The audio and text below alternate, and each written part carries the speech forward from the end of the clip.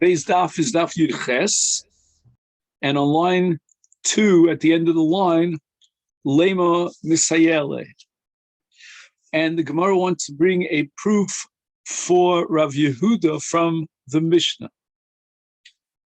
The Mishnah is later on in daf Memtes, Yevimto Shemesa Mutar Ba'chosa.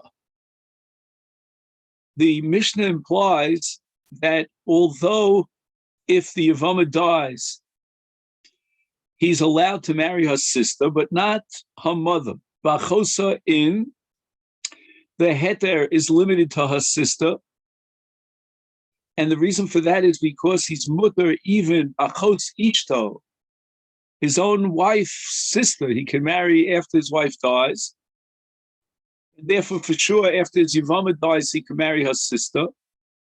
But be'ima lo, the Mishnah should have told me a bigger chiddush, that he's allowed to marry the mother of his Yevamah after the Yevamah dies. That it doesn't say.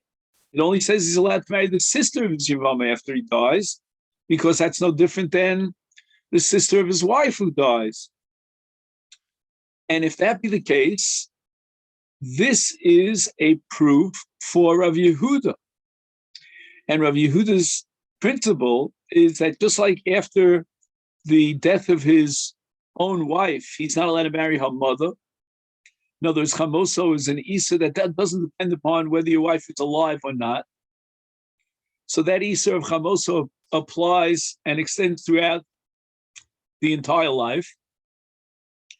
Here too, since there's a zika between him and the Yevamah, he never implemented that zika with the yibum, but nevertheless, the zika itself is like an ishus, and as a result, even after the death of his Yevamah, says Rabbi Yehuda, he's not allowed to marry her mother. And the implication here of the Mishnah is that that is indeed the case, that he cannot marry the mother of his Yevamah after the death of his Yevamah. And the Gemara rejects this proof. In truth, who had been diafilu be'ima, even if the mother of his Yevamah were a question of whether he's allowed to marry him after the death of the Yevamah, the Mishnah would permit it, because it's not really his mother-in-law. After all, he was never married to her daughter. It was only a Yibum situation. You'll ask me, why did the Mishnah mention only Achotza and not Ima? The Mishnah should have told me the greater chiddush of Ima. Aidi, the Tani Reisha, it's one of those Aidi situations, right? The symmetry between the Seifa and the Reisha. The Seifa follows the pattern of the Reisha. And what is the idea over here? In the Reisha, it says, Ishto Shemesa Mutar Ba'chosa. If a man is married to Rachel and she dies, he's allowed to marry Rachel's sister Leah after the death of his wife Rachel. And that is Dafka Ba'chosa. That doesn't apply to his mother-in-law. If his wife dies, he's not allowed to marry his mother-in-law. Aval Imalo, there's no head there. The Havile Isura Doraisa, even after the death of his wife, the Isur vis-a-vis his mother-in-law is Doraisa. So once he's mentioning the Achosa, meaning the wife and her sister, the death of his wife and the head to marry her sister, which could never apply to marrying her mother after the death of his wife, is Tanalam Nami Seifa Mutar Ba'chosa. He parallels the Reisha and says that after the death of his Yevamah, he's allowed to marry her sister, but in truth, he's allowed to marry her mother as well. And therefore, we have no proof from this Mishnah for the Shita of Rabbi Yehuda that there's an Issa to marry the mother of your Yevamah after the death of your Yevamah. Masechet Rav Huna Bar Chia. Now, at this point, instead of bringing a proof to support Rav Yehuda, the Gemara quotes Rav Huna, who raises an objection, a kasha on Rav Yehuda. Now, in order to appreciate the kasha of Rav Yehuda, of Rav Huna on Rav Yehuda, we go back to our Mishnah. Our Mishnah has a case of two brothers that are alive simultaneously. They call them Ruvain and Shimon. Ruvain marries a woman, we'll call her Sarah. Shimon marries a woman called Rivka. Ruvain dies without any children, and his wife, his almana Sarah, falls for Yibum to Shimon. And afterwards, subsequently, Levi is born. Levi is the third brother to Ruvain and Shimon, but he's what you call Achiv Shelo Haya Ba'olama. He did not overlap during his brother's lifetime. Meaning, Ruvain had already died way before Levi was born. Ruvain's wife Sarah fell for Yibum to Shimon after the death of Ruvain. And now Levi is born. Of course, there's no possibility for Levi to be Miyabim Sarah, because that's called Eishes Achiv Shelo Haya Ba'olama. So the only possible candidate to be Miyabim Sarah Eishes Ruvain is Shimon. But instead of Shimon being Miyabim Sarah, also Ba Maimar. And then, unfortunately, Shimon dies. Now, we've discussed on many occasions that Maimar is not a valid Kinyan D'Oraisa, but the Rabbanon recognized Maimar. So now, on a D'Oraisa level, the original Zika that was projected by Ruvain vis-a-vis his wife Sarah is still alive and well. It's still active. The fact that Shimon gave Maimar to Sarah Eishes Ruvain really on a D'Oraisa level doesn't change anything. And therefore the status of Sarah Eishes Ruvain vis-a-vis Levi is still Eishes Achiv Shelo Haya Ba'olama. And now, when Shimon dies, keep in mind that Shimon was married to Rivka. On a D'Rabbanan level, Rivka is a Tsaras Erva. And the reason for that is because since Shimon did a Maimar with Sarah, and Sarah has a status vis-a-vis Levi of Eishes Achiv Shelo Haya Ba'olama, Rivka, like Sarah, is married to Shimon. However, Rivka's marriage to Shimon is D'Oraisa. But in any event, on a D'Rabbanan level, they're both Sarah and Rivka married to the same husband, Shimon, which makes Rivka a Tsaras Erva as far as Levi is concerned. But on the other hand, on a D'Oraisa level, Levi could be Miyabim Rivka Eishes Shimon because Levi was alive during the lifetime of Shimon. So it's Achiv Be'olama. So in such a case, the halacha is Shnia Choletzes V'lo Misyabemes. Shnia means Rivka. She's called Shnia because she's the second wife of Shimon in this context, second to Sarah. So again, Sarah is an erva to Levi, and there's no doubt about that, hands down. That's called Eishes Achiv Shelo Haya Ba'olama. And Rivka, therefore, is a tzara to an erva, to Rachel, to Sarah. Again, it's a little bit tricky because when we say that she's a tzara, that's only because we're recognizing Maimar as a marriage relationship. That's all D'Rabbanan. So on a D'Rabbanan level, you could say that Rivka doesn't need neither Yibum nor Chalita, but we're going to require Chalita. We're not going to allow Yibum. And the reason for the requirement of Chalita is because of the D'Oraisa halacha that Rivka is actually Misyabemes to Levi. That would be the halacha. Levi should go ahead, to be Miyabem Rivka.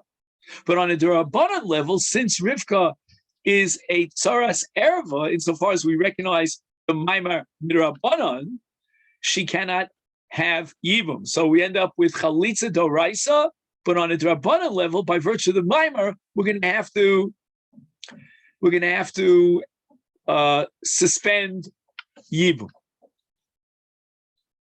So now Rav Huna, having quoted this Mishnah, now analyzes the Mishnah and proves that this Mishnah is a contradiction to Rav Yehuda.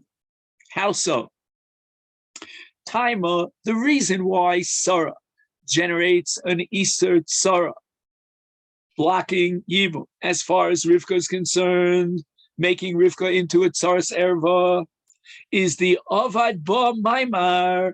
The only reason why Rivka is excluded from Yibum as a Tzaras Erva is only because Shimon implemented a Maimar with Sarah. Holo Ovid Ba Maimar, implying that if Shimon had not done a Maimar, Shimon had just simply died. Then Ashniya, referring to Rivka, is Nami Yibume Miyabe. Levi could be Miyabema, which makes absolute sense because the status of Rivka is that she should fall for Yibum to Levi, because forget about Sarah, because Sarah is out of the picture as far as Levi is concerned, because it's Eishes Achiv Shelo Bolama. Zika. But according to you, Rabbi Yehuda, who maintained Yesh Zika, which is the reason why after the death of the Yevamot, the Yavam is not allowed to marry her mother, then Havile Tzaras Eishes Achiv Shelo Bolama Bezika. How could it possibly be that we would allow Levi to be Miyabim Rivka? Rivka, through Zika, becomes a Tzaras Erva. Again, as we established before, the status of Sarah vis-a-vis Levi is that of an Erva, because Eishes Achiv Shelo Bolama. So that's called Eishes Ach. Now, would Rivka have the status of a Tzaras Erva? That depends. If you hold Yesh Zika, then Zika is an Ishus relationship. And in that quasi-Ishus relationship, in that context, Rivka becomes a Tzaras Erva. So how could there be a possibility of Yibum according to Rav Yehuda? Omar Rabba says, "Who adin the afagav the lo ovid of Maimar shnia mechlit chalza yibume lo miyabne." Truth is that we're holding now Yesh Zika because we want to defend the Shita of Rav Yehuda. And if Yesh Zika, then even in the absence of Maimar, if Shimon had not implemented a Maimar with Sarah, Eishes Ruvain, nevertheless, there would be no possibility of Yibum between Levi and Shimon's other wife, Rivka, because she is a Tzaras Erva by virtue of Zika. So forget about Maimar. So you'll ask me now the question, V'hadik Tani Maimar. So why does the Mishnah introduce a foreign element that's totally superfluous and irrelevant, namely that Shimon had implemented a Maimar with Sarah? Lafuki Beit Shammai. The halacha is being formulated in the Mishnah in a way that we can exclude Beit Shammai Shita. What is Beit Shammai Shita? The Amrei Kone Kinyan Gomer. This is a sugya later on in Daf Chavtes of Beit Shammai, who holds that Maimar is a Kinyan Gomer, meaning even the Torah recognizes Maimar in the case of a Yevamot. And therefore, if through Maimar, Shimon's relationship to Sarah is that of an Ishto Gemura, she's his wife by virtue of the Maimar, Kesef Shtar, he gave a Kesef Shtar, and therefore Rivka now becomes a Tzaras Erva Gemura through the Maimar of Sarah. If that be the case, then Rivka doesn't even require Chalitza.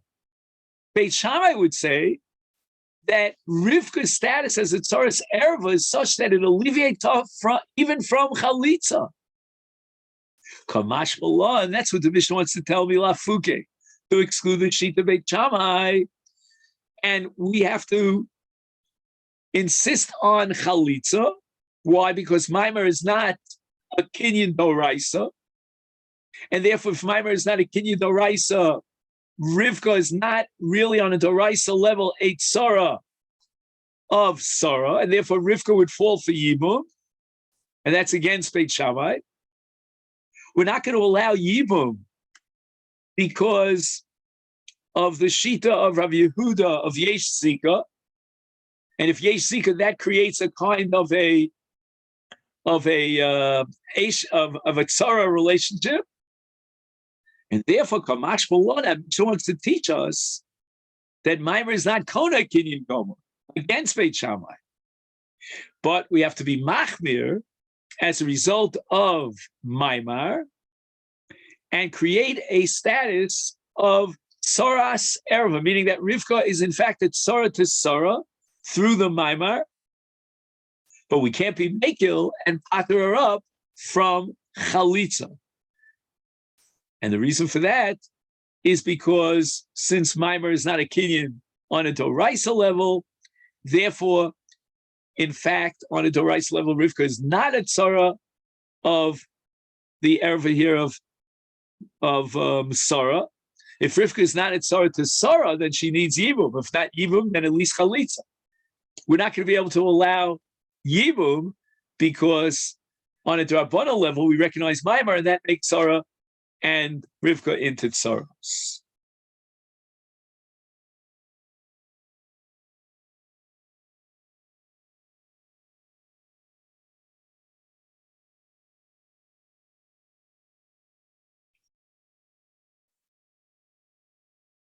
Now, again, I just want to re-emphasize one point here.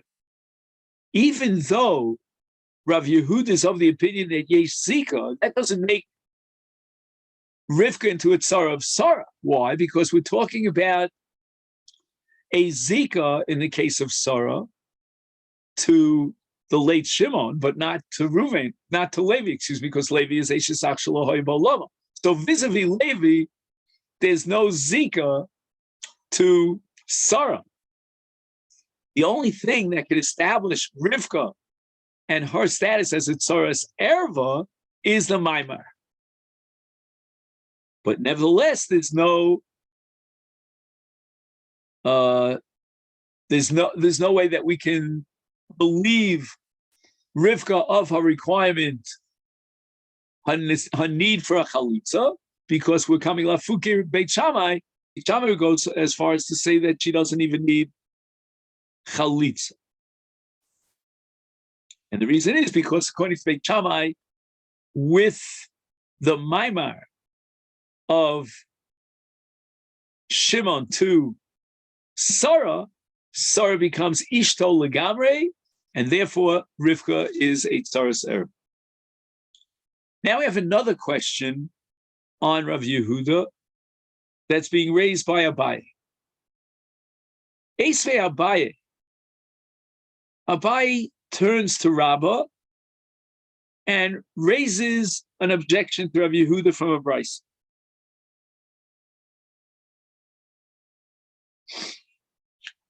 And once again, we're going to try to prove that Ein Zika against Rav Yehuda. Shnei achim bi'olam echad. So you have two brothers that are alive simultaneously. Umeis echad mehem below Vlad. The omen hasheni hazel lasos maimer biyavimta. But v'lo hispik lasos ba maimer ad shenolad lo ach umes. So the second brother, right now there are only two brothers. The surviving brother did not get a chance to do Maimer in his Yevamot. And then a third brother, we'll call him Levi, was born. And now the second husband dies without children. Now we have a Rishona. The Rishona here and then we'll have a Shnia, is the wife of Reuven. Let's call her Sarah, as we did before.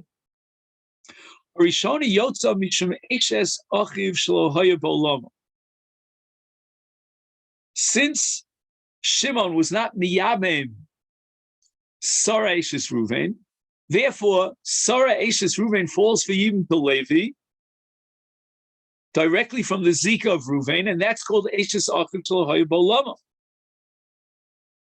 So therefore, Sarah doesn't need neither Chalitza nor Yibum from Levi. Vashnia.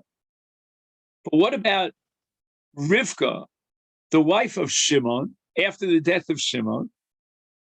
She's called the Shnia. Ocho letzes omis yabemes. Levi has two options. He could even be miyabim.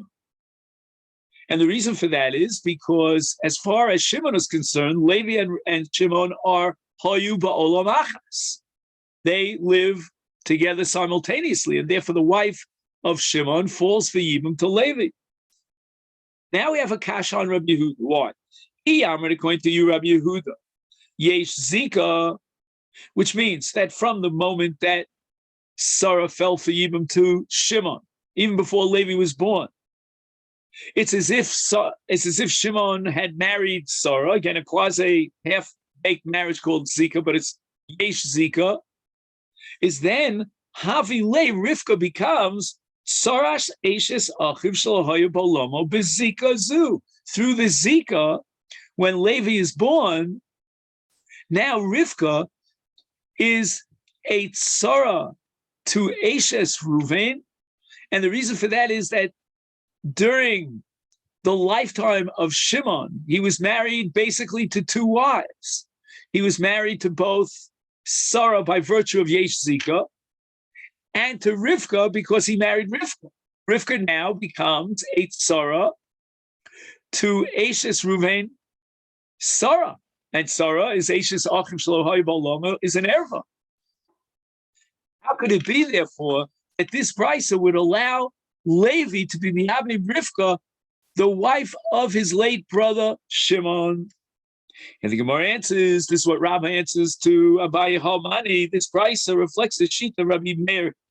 The Omar Ein Zika. You're right. Not all the Tanoim unanimously accepted the principle that Rabbi Yehuda personifies of Yesh Zika.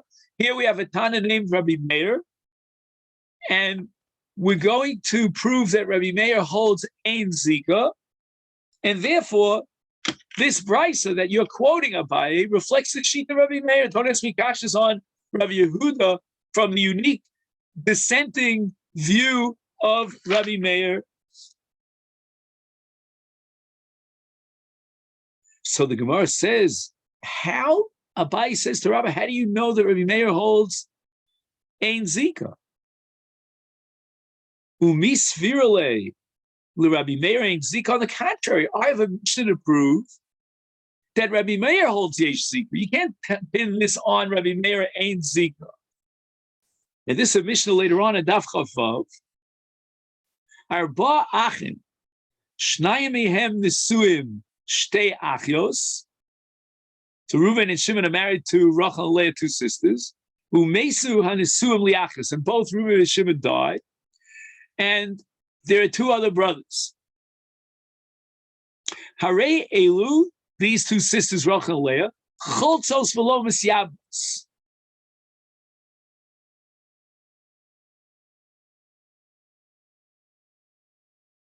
Now, we're going to assume that Stam Mishnah is Rabbi Meir. So we have a Stam Mishnah, and we're going to attribute it to Rabbi Meir.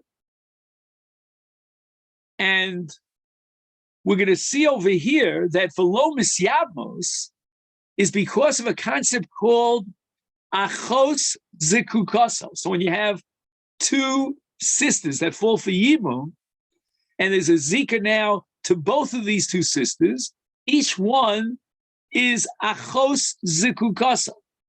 V'isakadaita Tzava Rabbi Meir Ein Zika.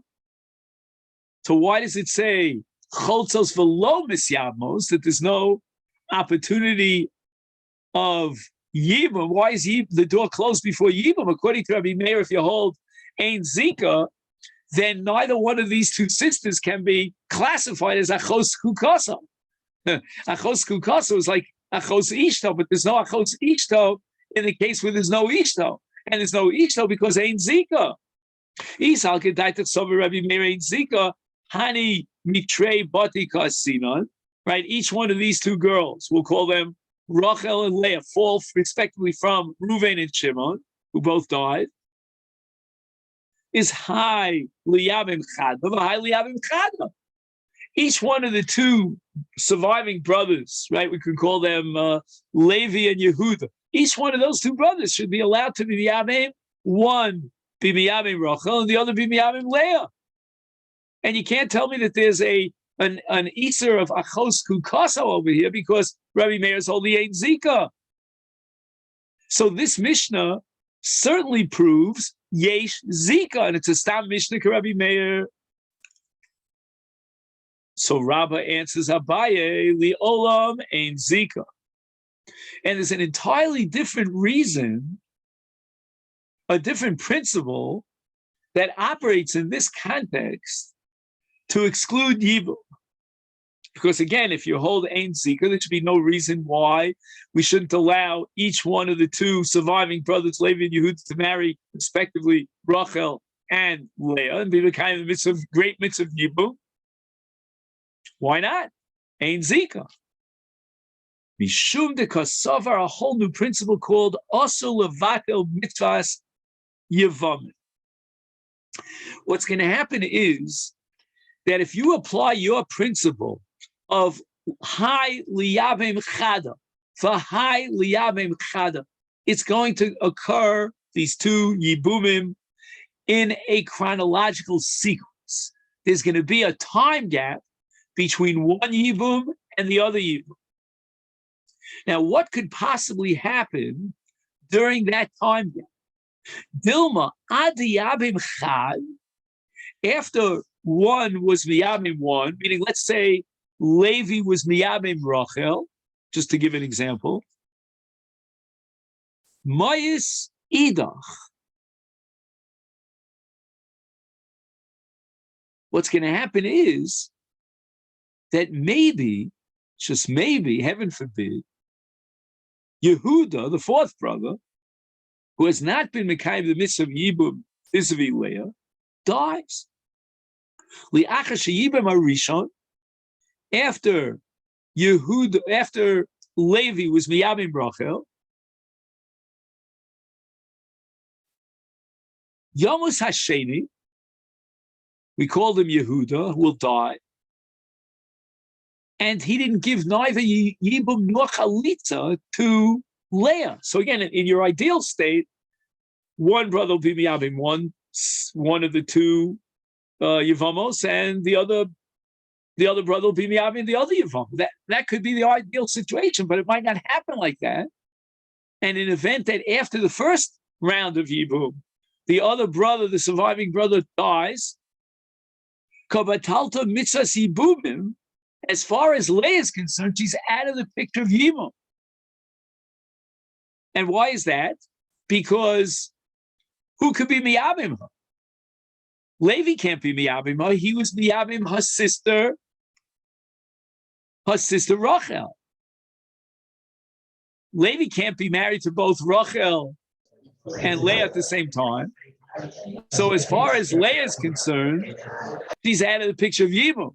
She was really designated for Yehuda, but Yehuda died. So you're setting up a situation actively by setting up these two sequential Yibums that might end up in a situation in which there's a woman who will not have Yibum at all. That's the only reason why we have this halacha of choletzes v'lo misyabemes. It's a really interesting concept, by the way, that we're going to give up on Yibum of Rachel because we're afraid that Leah will be stuck without Yibum. I mean, I would say cut your losses. At least let's have one Yibum, and in the worst case scenario, you won't have the other Yibum. No, we're going to have absolutely no Yibum. We're going to require Chalitza for both Rachel and Leah, because we don't want to get into a situation where Leah will be stuck without a possibility of Yibum. Very interesting concept here called Asur Levatel Mitzvahs Yibum. So now Abaye continues to ask the kasha, and he says, V'i ein zika, if you're telling me that according to Rabbi Meir, ein zika is tibatel. Why are you telling me that you're not allowed to be mavatel zikas yibum? That was your new principle, also levatel mitzvahs yibum. Tibatel. Why tibatel? So here we're going to quote Rabban Gamliel. The Gemara later on is going to wonder whether or not you can ask a kasha from Rabban Gamliel onto Rabbi Meir. But right now, at this point in the development of the sugya, we're naively equating Rabban Gamliel and Rabbi Meir. And in order to appreciate Rabban Gamliel, we have to start with his bar plukta, which is Rabbi Loza. And this is a Mishnah later on Daf Kuf Tes. The Gemara here is only going to quote Rabban Gamliel, but we'll talk about Rabbi Loza, and then we'll appreciate Rabban Gamliel, who rejects Rabbi Loza. So what happened over there in the Mishnah Daf Kuf Tes? Reuven and Shimon are two brothers, and they marry respectively two sisters, Rachel and Leah. However, there's a fundamental difference between Rachel and Leah. Rachel, the older sister, is a Gedola, meaning she's past Bas Mitzvah, whereas Leah is a Ketana. She's less than 12 years old, which means that she was married off to Shimon by her brother or by her mother, not by her father. So that's called Kiddushay D'Rabbanan, and you could terminate Kiddushay D'Rabbanan without a get with Miyun, Mem Yud Aleph Vav Nun, in which case she, we'll call her Leah, says, I'm out of this marriage. I don't want to be married to you. Now, Reuven is married to Rachel, who's a Gedola. He dies without any children, and his wife Rachel now falls for Yibum to Shimon. So Rabbi Eliezer says, that's the first opinion, not quoted here on our Gemara, but quoted in the Mishnah later, that we're going to almost coerce, it's called in Lashon HaShas, melamdim, we're going to influence Leah, who's the Ketana, to be memain in Shimon. Why? Because that's going to make it feasible for Shimon to be miyabem Rachel, the wife of his late brother Reuven. And the reason for that is because since on a Doraisa level, there's a zika between Rachel, Eshes Reuven, and Shimon after the death of Reuven on a Doraisa level. So there's a kind of zika relationship, almost an Ishis relationship now between Rachel and Shimon, which makes it such that Shimon cannot be married to Leah, because if he's married to Leah, then he's married to two sisters, and he can't be married to Achos Ishta. So in this case, he's not allowed to have a marriage relationship with his own wife. Could you imagine? Because she's a Ketana and it's only Kedusha D'Rabbanan, and she is now Achos Ishto because of the Zika between Shimon and Rachel as a result of the death of Reuven. So therefore, we must almost force the hand of Leah to be Mima'enes, because otherwise this marriage cannot continue. And that's all based on the principle of Yesh Zika. Now we get to Rabban Gamliel. Rabban Gamliel, we're not going to encourage Leah to be Mima'enes in Shimon. If she is Mima'enes, in fact, get on her own initiative, then the path is clear for Shimon to be Miyabim Rachel Eshes Reuven. Because after the miyun of Leah, he's no longer married to sister of Rachel, Leah, and therefore he could be Miyabim Rachel. In event that Sarah, I'm sorry, what do we call her? Rivka, sorry. We had Rachel and Leah, right? And in event that Leah, this little Kana, she's very stubborn, and she doesn't want to give miyun, she doesn't want to be Mama Enes, then we're in a little bit of a problem here. We have a blockage as far as fulfilling the mitzvah d'oraisa of Yibum with regard to Rachel. Why? Because as long as Shimon is married to Leah, even on a drabbana level, then Rachel is achos ishta. So Tamtin, let's keep Rachel in abeyance. Let her wait on the sidelines. Ad shetagdil Leah, until Leah grows up, and then what's going to happen is the marriage relationship between Shimon and Leah is going to now mature and become a marriage d'oraisa, and that'll happen immediately after Shimon and Leah have an intimacy, once Leah is a gdola. And then v'teitze halazu, Rachel goes out free, without yibum, without chalitza, mishum achos isha, because achos isha is one of the 15 arayos, and she doesn't fall neither for yibum nor for chalitza. Now we see clearly that Rav Gamliel holds ein zika. How do we see that Rav Gamliel holds ein zika? Because during that interim period before Leah became a gdola, Shimon was permitted to continue his marriage partnership with Leah, and Leah is not considered achos zikukasa. So Leah holds ein zika. And if that be the case, the Gemara thinks we should apply that same rule of ein zika to Rabbi Meir. And therefore, now let's go back one step backwards to Rav Gamliel. Rav Gamliel is apparently holding that we don't accept the principle of what was it called? Ein mevatlin. Just get the language of the Gemara again. Also levatel mitzvah ibumim. Hamalei. So Rabbi Stern responds to Abaye. Umid Rav Gamliel ad Rabbi Meir karamis. It's very possible again that even though Rav Gamliel apparently is not interested, he's not choshesh for bittul mitzvah ibumim, but Rabbi Meir is choshesh for bittul mitzvah ibumim. And again, just to review why there's a bittul mitzvah ibumim here, is because Rachel will become a chosa of an erva, which means that by encouraging the marriage between Shimon and Leah to continue until Leah becomes a Gedola, and after the consummation of that marriage as a Gedola, Rachel now is completely ejected from the Yibum Chalitza seat, because she's now an Erev of Achos Ishto, because the marriage now between Leah and Shimon is complete.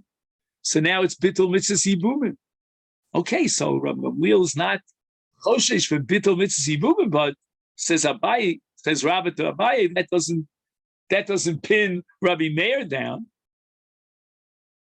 So Abaye responds, "Lo, that's not what I had in mind. Hachi Kamrina. This was my kasha. How is it possible that Rabbi Meir is Choshesh Afilu L'Sfeika? He's going to prohibit Yibum based on a suffix that maybe this brother, we called him Levi, after his Yibum, and then Yehuda's brother's going to die. That's called a suffix of Bittul Mitzvah Yibumin.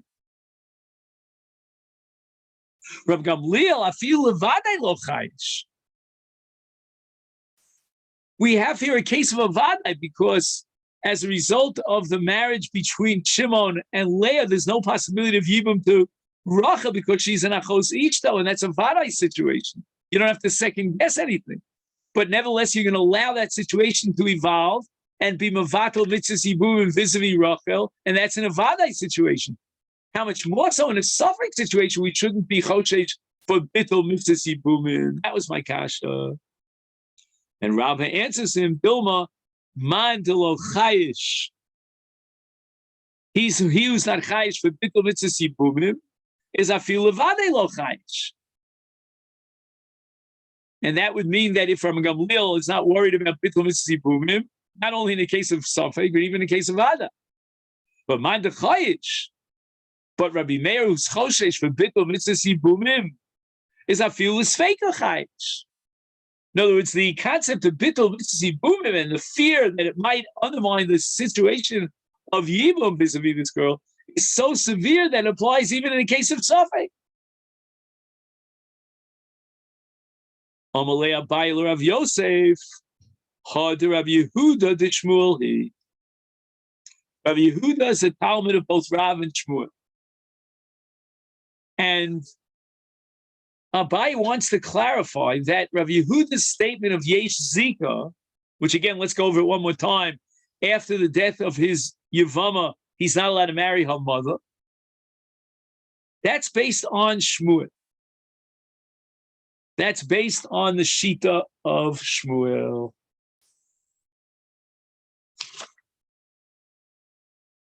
And now we're going to learn about Shmuel.